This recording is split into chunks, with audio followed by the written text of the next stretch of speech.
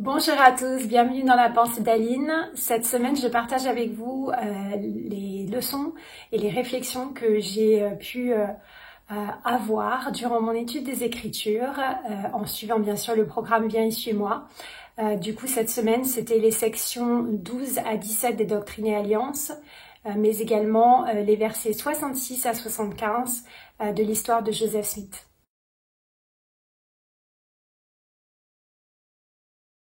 Dans les sections de Doctrine et Alliance, nous sommes en mai et juin 1829 et on voit que le Seigneur va vraiment bénir Joseph avec des amis, des gens qui vont lui montrer du soutien et que le Seigneur prépare finalement son église à être organisée avec les premiers membres. Donc on a bien sûr Oliver Cowdery qui est le secrétaire maintenant de Joseph et qui l'aide à la traduction. Et puis là on va faire la connaissance cette semaine des Whitmer qui sont une famille qui vont vraiment soutenir l'œuvre de Joseph.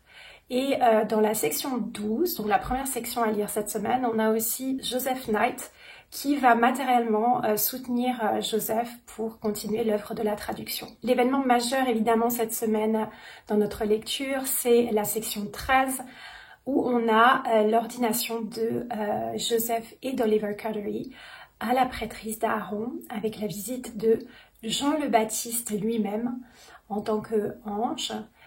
Et qui va en leur imposant les mains sur la tête, les ordonner à la prêtrise. L'autre événement majeur que l'on découvre dans Joseph Smith Histoire, cette fois, bien sûr, après l'ordonnance à la prêtrise, c'est le baptême de Joseph et d'Oliver. Joseph va d'abord baptiser Oliver, puis Oliver va baptiser Joseph.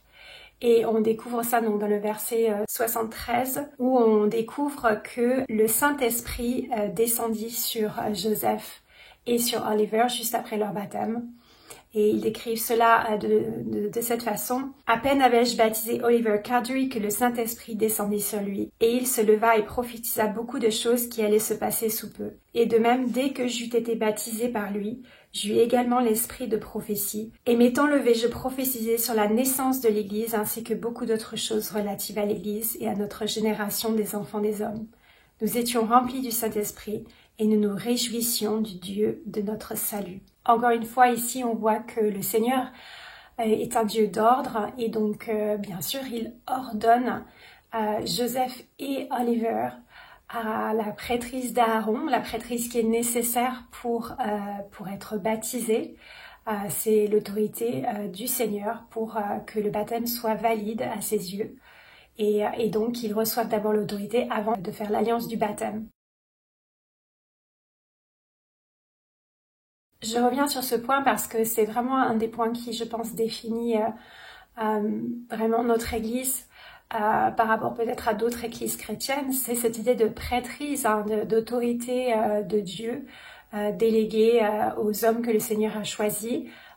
Toujours par d'abord le prophète, en l'occurrence ici Joseph, et bien sûr ensuite les hommes qui sont ordonnés par ce prophète pour pouvoir servir et donc offrir ces ordonnances salvatrices à ceux qui s'y préparent.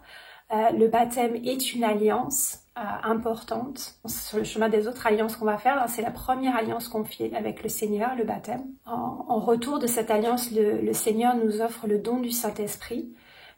Donc c'est ce qui s'est passé pour Joseph et Oliver. Ils ont reçu le Saint-Esprit juste après leur baptême. Et j'aimerais qu'on revienne un petit peu sur l'ordonnance à la prêtrise en elle-même et ce que dit Jean le Baptiste quand il ordonne Joseph et Oliver à la prêtrise d'Aaron. Dans la section 13, « À vous mes compagnons de service, au nom du Messie, je confère la prêtrise d'Aaron, qui détient les clés du ministère d'ange, de l'évangile de repentir et du baptême, par immersion pour la rémission des péchés.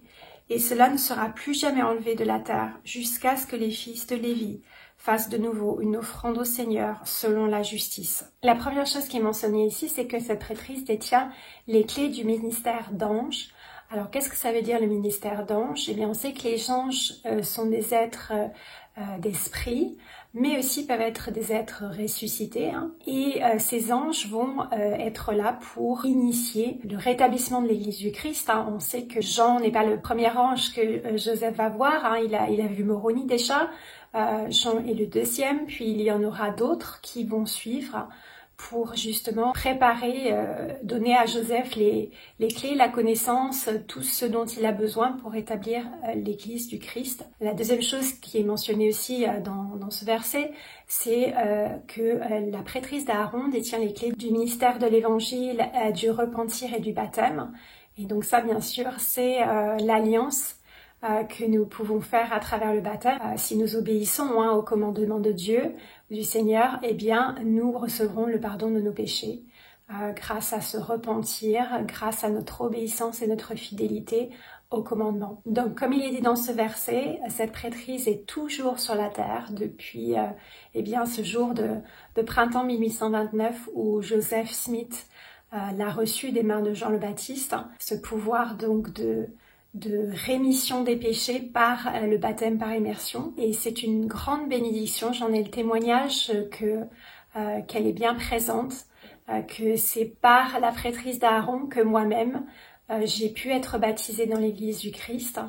J'ai vraiment ressenti cette joie extrême en sortant des eaux du baptême comme Joseph et Oliver ont pu la ressentir. Bien sûr le don du Saint-Esprit qui m'a été donné, je crois que c'était le lendemain de mon baptême, qui m'amène la paix, l'esprit, qui m'amène le réconfort, qui me fait ressentir l'amour de Dieu, qui me guide aussi. C'est un grand don, le don du Saint-Esprit, un don que nous pouvons toujours avoir avec nous si nous gardons nos alliances de baptême. Alors peut-être certains pourraient se poser la question, mais pourquoi est-ce que nous avons besoin de la prêtrise pour être baptisés? Pourquoi tous les baptêmes par immersion ne sont-ils pas valides aux yeux de Dieu? Il y a un très très bon discours de Elder Heinlein qui répond à cette question. Et je vais en partager un passage avec vous. Le titre du discours s'appelle « La prêtrise et le pouvoir expiatoire du Sauveur ». Et voici ce qu'il dit. « Grâce à son sacrifice expiatoire, Jésus-Christ a le pouvoir et l'autorité de racheter toute l'humanité. Pour donner accès à son pouvoir expiatoire, il a délégué une partie de son pouvoir et de son autorité aux hommes sur la terre. Ce pouvoir et cette autorité déléguée sont appelés la prêtrise. Elle permet à ses détenteurs d'aider notre Père Céleste et Jésus-Christ dans leur œuvre, qui est de réaliser le salut et l'exaltation des enfants de Dieu. Elle accomplit cela en donnant à ces derniers la possibilité de recevoir les bénédictions du pouvoir expiatoire du Sauveur. Et pour mieux comprendre ce lien entre la prêtrise et l'accès au sacrifice expiatoire du Christ, eh bien, il compare la prêtrise à une fusée et le pouvoir expiateur de Jésus-Christ au chargement de cette fusée. Et en fait, le chargement ne peut pas être envoyé dans l'espace sans la puissance des réacteurs de la fusée. Et c'est un petit peu pareil pour le sacrifice expiatoire de Christ. Sans le pouvoir de la prêtrise, eh bien, ce n'est pas possible de bénéficier de ce pouvoir expiatoire. Et puis, il explique un petit peu aussi comment ce pouvoir, nous y avons accès aussi par alliance, en fait, par rapport aux promesses que nous faisons et que nous respectons. Voici ce qu'il dit. Grâce à la prêtrise, le pouvoir de la divinité se manifeste dans la vie de toutes les personnes qui contractent et respectent les alliances de l'Évangile et reçoivent les ordonnances qui leur sont associées. Les alliances avec Dieu sont sérieuses et solennelles. Un homme doit s'y préparer, les étudier et les contracter avec l'intention de les honorer. Une alliance est un engagement de soi. Donc par l'alliance du baptême, nous nous engageons à respecter les lois, les commandements, les principes que le Seigneur nous a donnés.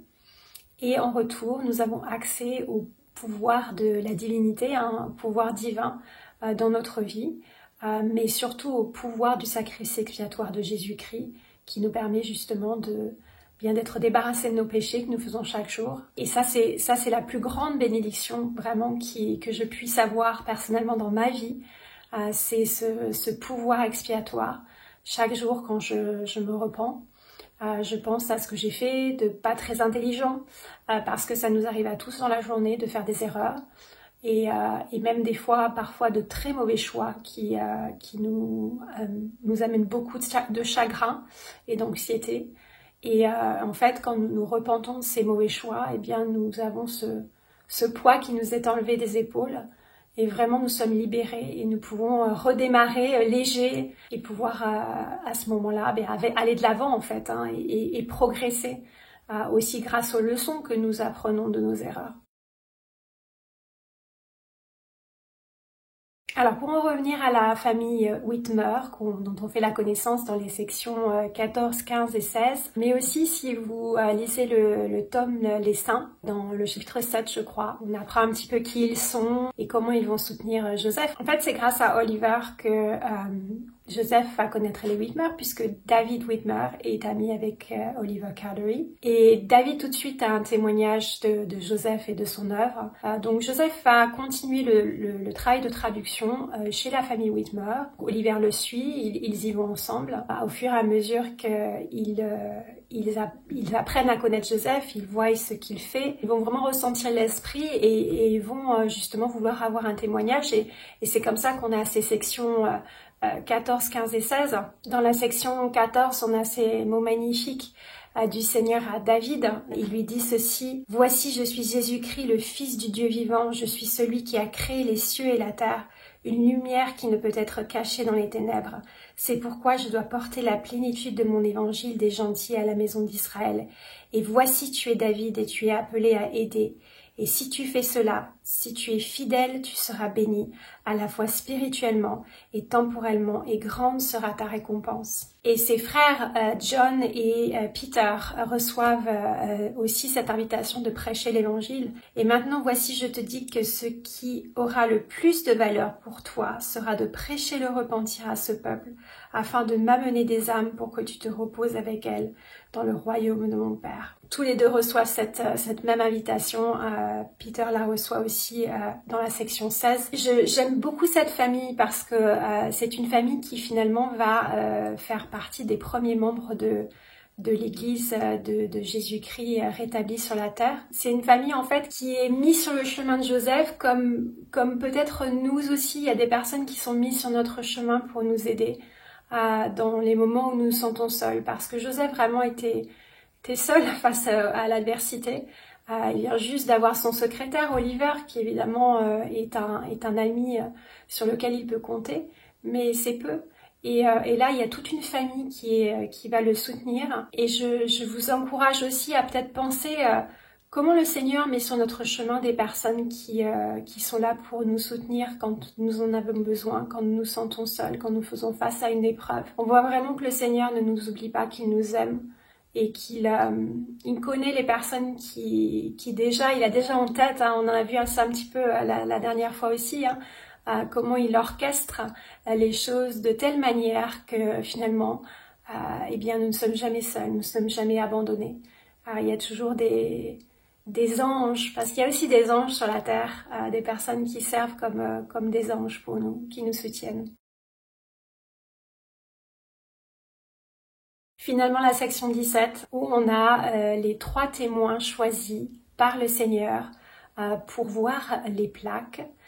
Donc Moroni va montrer ses plaques à ces 3 témoins. Et bien sûr, c'est logique que ces 3 témoins, finalement, vont être les 3 premières personnes qui ont vraiment cru en Joseph.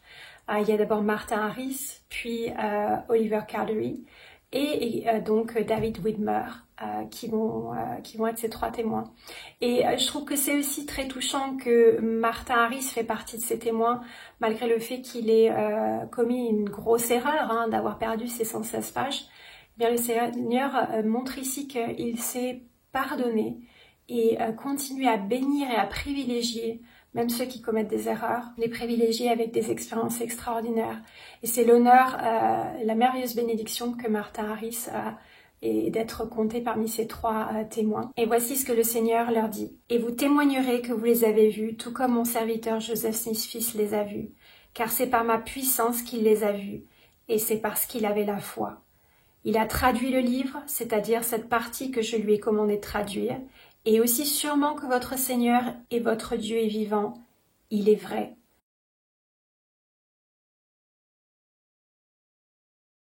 Voilà, c'est tout pour mes réflexions de mon étude cette semaine. Je vous remercie infiniment pour votre fidélité. Ça me fait toujours plaisir de voir le nombre de vues de mes vidéos sur la chaîne. S'il vous plaît, n'hésitez pas à vous abonner si c'est la première fois que vous voyez cette vidéo et que vous l'aimez. Vous pouvez ajouter un petit like.